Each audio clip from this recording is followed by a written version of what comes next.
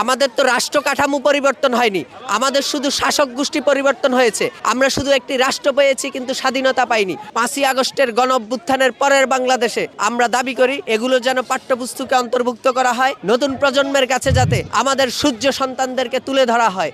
আমাদের রাষ্ট্রের যেই দিবসগুলো আছে, বুদ্ধিজীবী দিবস, স্বাধীনতা দিবস সহ যেই সমস্ত দিবসগুলো আছে, এগুলো আসলে আমাদের আনুষ্ঠানিকতার মধ্যেই সীমাবদ্ধ হয়ে গেছে। গত 50 বছরে আমাদেরকে পরিকল্পিতভাবে এই ইতিহাসগুলো আসলে পড়ানো হয় নাই, আমাদেরকে জানানো হয় নাই, আমাদের নতুন প্রজন্মের সামনে এগুলোকে তুলে ধরা হয় নাই।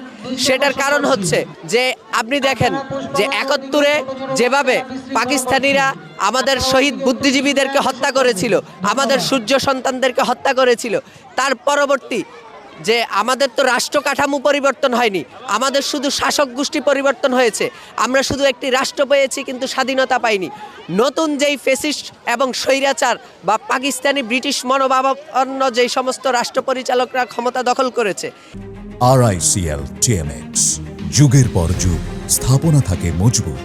তারা একইভাবে সেই পাকিস্তানি কায়দায় আমাদের রাষ্ট্রে গুম খুন এগুলা চালিয়ে গেছে।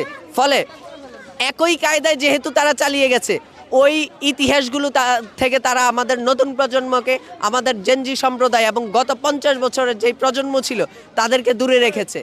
আমরা মনে করি যে আমরা নতুন সরকার যারা আসবে, এই 5ই আগস্টের গণঅভ্যুত্থানের পরের বাংলাদেশে আমরা দাবি করি এগুলো যেন পাঠ্যপুস্তকে অন্তর্ভুক্ত করা হয়, নতুন প্রজন্মের কাছে যাতে আমাদের সূর্য সন্তানদেরকে তুলে ধরা হয়, তাহলে আমরা যাতে তাদের চেতনায় উজ্জীবিত হয়ে এই রাষ্ট্র গঠনে আসলে ভূমিকা রাখতে পারি। 1971-এর 14 ডিসেম্বর যে হত্যাকাণ্ড চালানো হয়েছে, পাকিস্তানিরা আমাদের যে বুদ্ধিজীবীদের, শিক্ষক, ডাক্তার, বিজ্ঞানী, এরকম মেধাবী মানুষদেরকে যে হত্যা করে এই বধ্যভূমিতে এনে রাখছে, তাদের প্রতি শ্রদ্ধা নিবেদনের জন্য আজকে আমরা এখানে আসছি। আমাদের শিক্ষার্থীদের ধারণা দেওয়ার জন্য, তাদের যে অবদান ছিল সেগুলো জানানোর জন্য আজকে মূলত আমরা এখানে নিয়ে আসছি।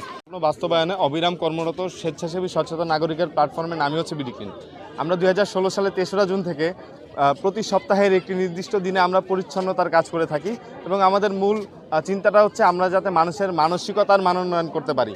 এবং এই যে জাতীয় দিবসগুলো, এগুলোতে আসলে আমরা অনেক সুশৃঙ্খলভাবে আসলেও আমরা ফিরে গেলে সেখানে আমরা কোনো না কোনো ছাপ রেখে যাই যে আমরা যে আসলে অসচেতন নাগরিক। সো এই জায়গা থেকে পাশাপাশি ডাস্টবিন ব্যবহারের সচেতনতা বৃদ্ধির জন্য বিডিক্লিনের স্বেচ্ছাসেবী ছাত্র ছাত্রী, শিক্ষার্থী, আপনার হচ্ছে অনেকে চাকরিজীবী, সো এই বিভিন্ন পেশার মানুষ আমরা হচ্ছে একত্রে কাজ করতেছি পরিচ্ছন্ন বাংলাদেশ গড়ার লক্ষ্যে।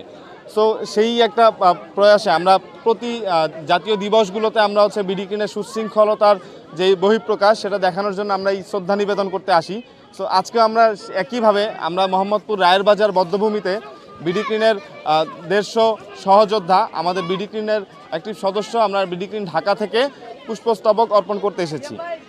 আজকের আমাদের কর্ম এটাই ছিল এবং আমরা এই পুরো জায়গাটা পরিচ্ছন্ন করার চিন্তা করেছি এবং এক্ষেত্রে আমরা চাই আপনি আমি আমরা সকলে মিলে যেন একটা পরিচ্ছন্ন বাংলাদেশ করতে পারি। দিন শেষে আমাদের ভবিষ্যৎ প্রজন্ম যেন একটা পরিচ্ছন্ন এবং জীবাণুমুক্ত একটা বাংলাদেশ পায়, এই প্রত্যয় ব্যক্ত করে আমরা বিডিক্লিন আপনাদের কাছে সহযোগিতা চাচ্ছি।